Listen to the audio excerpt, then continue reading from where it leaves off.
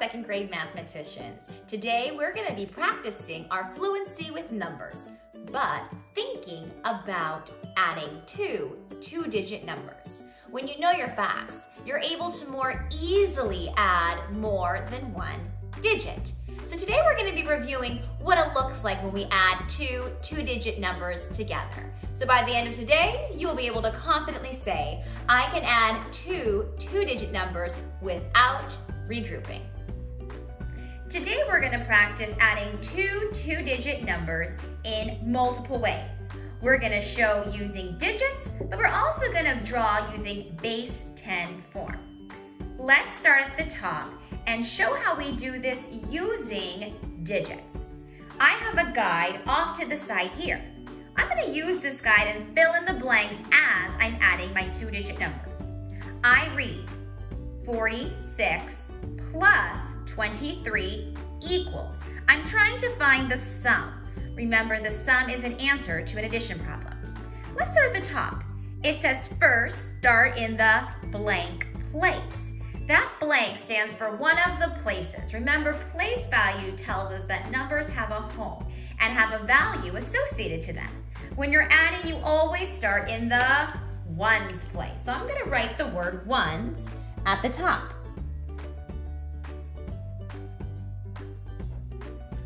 Now, an easy way to remember the ones is to mark the ones place as you are working. So I'm going to use a color and I'm going to circle up the ones place. Now, if I don't have a marker, I could use a highlighter or just even a pencil. So I'm going to start in the ones place and I read 6 plus 3 equals. Well, that helps me right here. I see the word add and I'm adding together those digits. I'm adding 6 plus 3. This is where knowing my math facts comes in handy. So I'm thinking 6 plus 3 equals, or 3 plus 6 equals, because they're related facts. I can do that in a snap. 6 plus 3 more equals 9. Following my model, it says put the blank below the ones. Well, I know that 6 plus 3 equals 9, so I have to put that 9 below the ones. I'm going to make sure I do that here. I'm showing my work on the side, but also matching it to the description.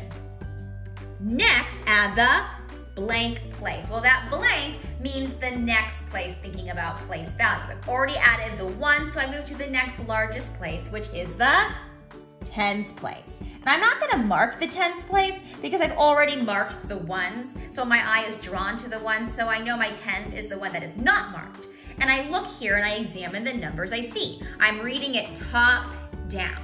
And it says, add blank plus blank. So that's gonna be adding my 4 plus the number 2. Again, like before, I'm thinking about those numbers. I'm thinking about my fluency. What is 4 plus 2? Or what is 2 plus 4? I should do that in a snap. The answer to 4 plus 2 is 6. And with that number 6, I put the 6 below the 10. So I gotta remember to put the 6 here. The last part says the sum is. Sum is the answer to an addition problem. So the sum for 46 plus 23 is 69. So I'm gonna write that here.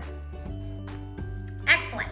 That is one way to show all the steps and has a good description too about how you do that. Well, let's solve the same problem but using a base 10 drawing. And we're gonna fill in the blank as we go along. So the first thing I need to do is think about what I draw first. First draw.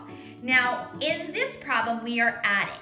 Adding means you put something together. If you're subtracting, you're taking it apart. So if we're putting two things together, I need to draw two different two-digit numbers. So first, I'm going to draw 46. So first draw 46. And I'm gonna model that with my base 10.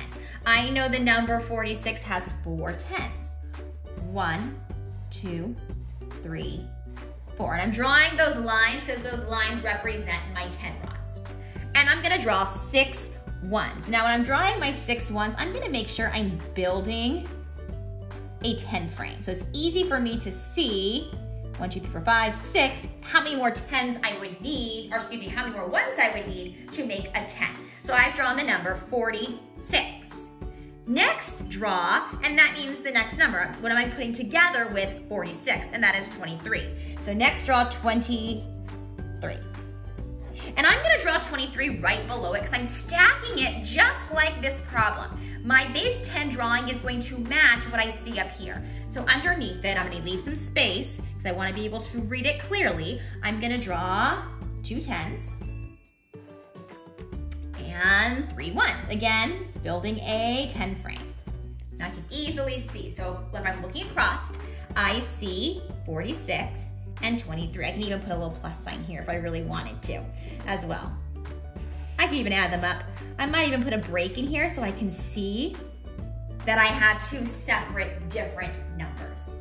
All right, the next step says count the ones. How many ones do I have? So I'm going to count all of my ones and let's count them together.